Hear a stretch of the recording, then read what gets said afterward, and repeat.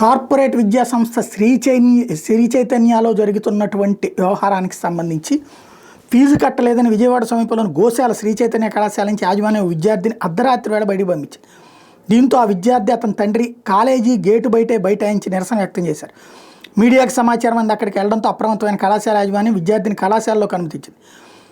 హైదరాబాద్కి చెందిన ప్రైవేటు ఉపాధ్యాయుడు ఆబోతు టార్జాన్ కుమారుడు గౌతమ్ శ్రీ చైతన్య కళాశాలలో ఇంటర్ సెకండ్ ఇయర్ చదువుతున్నాడు. సంక్రాంతికి ఇంటికి వెళ్ళిన గౌతమ్ ఆదివారం రాత్రి తన తండ్రితో కలిసి కాలేజీకి వచ్చాడు. ఫీజు చెల్లిస్తేనే కాలేజీలోకి అనుమతిస్తామని కాలేజీ సిబ్బంది చెప్పారు.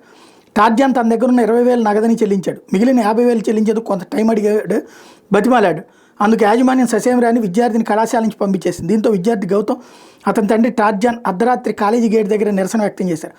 పోలీసులకు కూడా కంప్లైంట్ చేశారు. ఏప్రిల్లో పరీక్షలు ఉన్నాయని ఆలోపు ఫీజు చెల్లిస్తానని చెప్పిన యాజమాన్యం అంగీకరించలేదని వాపోయారు. నిర్దాక్ష్యంగా తమను బయటకు పంపేశారని తెలిపారు. పోలీసులు కూడా కళాశాలకు చేరుకుని ఆరా తీశారు. దీంతో యాజమాన్యం విద్యార్థి అతని తండ్రితో మాట్లాడి కాలేజీలోకి యాక్సెప్ట్ చేసింది.